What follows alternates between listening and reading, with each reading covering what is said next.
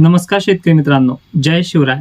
राज्यातील वातावरण संदर्भात आपण नेहमी अपडेट देत असतो व तसेच उष्णतेचा कहर मित्रांनो पुढील 28 एप्रिल पर्यंत राज्यामध्ये कायम आहे. उष्माघाताचे बळी किंवा आणखीन अडचणीला आपणास सामोरं जाऊ नये म्हणून आजच्या या व्हिडिओमध्ये तंतोतंत काही गोष्टी मी सांगणार आहे. मित्रांनो, उन्हातून फिरून आल्याच्या नंतर आपल्याला एक गुळाचा खडा घेऊन पाणी प्यावं लागणार आहे. अति थंड पाणी देखील आपल्या जीवाशी हे धोक्याचं ठरणार आहे. तर राज्यातील वातावरण हे आपण थोडक्यामध्ये जाणून घेऊयात. उद्या सुद्धा राज्यामध्ये काही ठिकाणी पावसाची शक्यता आहे. आजही काही यवतमाळ जिल्ह्यामध्ये तसेच किनवटपासून उत्तरेकडील भागामध्ये पावसाची शक्यता जाणवते आहे. वाशिम जिल्ह्यामध्येही काही ठिकाणी आज पावसाच्या सरी कोसळल्या आहेत. तसेच यवतमाळ जिल्ह्याकडेही संध्याकाळपर्यंत या 19 एप्रिलला पावसाच्या सरी कोसळण्याची शक्यता देखील दाट आहे. राज्यामध्ये उद्या सुद्धा काही फलटणचा भाग असेल, पुणे परिसर असेल, तसेच सांगलीमध्ये मोजक्या ठिकाणी का होईना या पावसाच्या सरी आपल्याला पाहायला मिळणार आहे. लातूर जिल्ह्यामध्ये निलंगा असेल, उदगीर असेल, बऱ्याच भागामध्ये चांगला जोरदार पाऊस या आठवड्यामध्ये देखील झालाय. पुढच्या 2-3 दिवस या भागामध्ये पाऊस आपला चांगला दबाव किंवा जोर आपला दाखवणार आहे. तसेच महाराष्ट्राचं जे चित्र आहे, नांदेड असेल, हिंगोली असेल, वाशिम असेल, ते स्थानिक वातावरण उष्णतेचा कहर पाहून हे देखील 20 तारखेला सुद्धा इथे वातावरण या पद्धतीनं बनणार आहे. तर मित्रांनो, ह्या सर्व गोष्टीचा जो हेतू आहे, या गोष्टीच्या मागचं जे कारण आहे ते म्हणजे अतिउष्णता आणि ही राज्यामध्ये 28 एप्रिल पर्यंत कायम देखील राहण्याची शक्यता तितकीच देखील दाट होते आहे.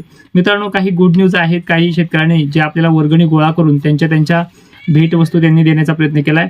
त्यात आज आपल्याकडे गिरोनाचं हे माईक देखील, वायरलेस माईक जे आपण आज त्याच्या सहाय्याने आपण रेकॉर्डिंग करतो आहे, हे देखील त्यांनी आज गिफ्ट केलेलं आहे. येत्या 2 दिवसानंतर पुन्हा एकदा आपल्याकडे एक रिंग लाईट येणार आहे, ज्यामुळे आपल्या व्हिडिओची क्वालिटी देखील चांगली वाढणार आहे. मोबाईलचा कॅमेरा थोडा डाऊन आहे, त्यासाठी देखील आपण प्रयत्न करतो आहे. हे झालं त्यांनी दिलेल्या भेटवस्तूची आपण केली आहे. पण त्यांनी ज्यांनी भेटवस्तू दिली त्यांची नावं देखील आपण उद्या किंवा परवाच्या लाईव्हमध्ये देखील जाहीर करणार आहोत. हे झालं आपल्या गिफ्ट संदर्भात.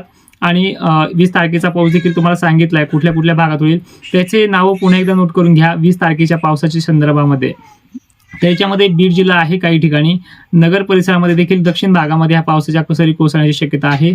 छत्रपती संभाजीनगरमध्ये वातावरण खूप ढगाळ राहील, काही ठिकाणी हलक्या सरी कोसळतील. मोठ्या काही याच्यामध्ये सध्या कंडिशन नाहीये, कारण की टेम्परेचर या भागामध्ये सुद्धा आता थोडं डाऊन होत चाललंय, पण उष्णते मात्र आणखीन आहे. तसेच रविवारी काही भागामध्ये म्हणजे 21 तारखेला देखील कंडिशन वाढणार आहे. गरमीची तीव्रता देखील आणखीन वाढणार आहे. छत्रपती संभाजीनगर तसेच मालेगाव, धुळे, नाशिक परिसरामध्ये धुरकट वातावरण होईल. जळगाव परिसरामध्ये कांदा काढण्यासाठी पुढील 4 ते 5 दिवस चांगले आहे, त्यामुळे इकडल्या शेतकऱ्यांनी देखील कांद्याचा वेग, कामाचा वेग देखील वाढायचा आहे. कर्नाटक राज्यामध्ये पुढचे 4 ते 5 दिवस पावसाचा जोर कायम असणार आहे. स्थानिक वातावरण तयार होऊन इकडे देखील उष्णतेचा कहर जास्त आहे, त्यामुळे इकडेही भागामध्ये पावसाची शक्यता ही देखील दाट आहे. तसेच सांगली, सोलापूर भागामध्ये काही ठिकाणी पावसाची सरी कोसळणार आहे. धाराशिव सुद्धा याच्यामध्ये ह्या 19 तारखेला आणि 21 तारखेला देखील येतो आहे. नांदेड जिल्हा, वाशिम परिसर, जिंतूर परिसर, तसेच बीड, जालना वगैरे परिसरात देखील 21-22 नंतर पावसाची सरी कोसळण्याची शक्यता आहे. बुलढाणा जिल्ह्यातील देखील शेतकऱ्यांना विनंती आहे, तुमच्याकडे 21, 22, 23 नंतर सुद्धा पाऊस सक्रिय असणार आहे. पाऊस कधी कधी 1 दिवसासाठी 2 दिवसासाठी वेग घेतो आहे, नंतर तो पुन्हा आपल्या उष्णतेच्या कहरमुळे तो देखील प्रभाव टाकणार आहे. तसे नागपूर वगैरे भागातलं चित्र थोडं बदललं आहे. कामाचा वेग इकडे देखील वाढलेला आहे. यांना देखील कामे करण्यासाठी काही अडचण नाही, मात्र स्थानिक वातावरणाचा जो भीती आहे त्या भीतीला बाळगूनच आपला शेतमाल झाकून ठेवूनच हे कामं करायचे आहे. तर 21 तारखेच्या लढाईवरती काही गावाचे आपण जिल्ह्यांची नावं सांगितली आहे. त्यांच्यामध्ये बीड जिल्हा 1 नंबरला येतोय. सांगली, सोलापूर परिसर देखील एका ह्याच्यामध्ये येतोय. पंढरपूर, मोहोळ परिसर देखील ह्या 2 दिवसामध्ये वातावरण आणखीन बदलणार आहे.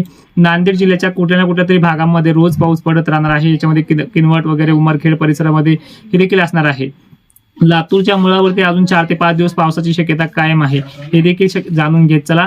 आणि विशेष करून 28 तारखेपर्यंत स्थानिक वातावरण होणं, उष्णतेचा कहर असणं, ह्या गोष्टी घडत चालणार आहे. महाराष्ट्रावरती WDचं संकट देखील कायम आहे आणि याचा प्रभाव कसा असणार आहे देखील आपण उद्याच्या लाईव्हमध्ये घेऊ.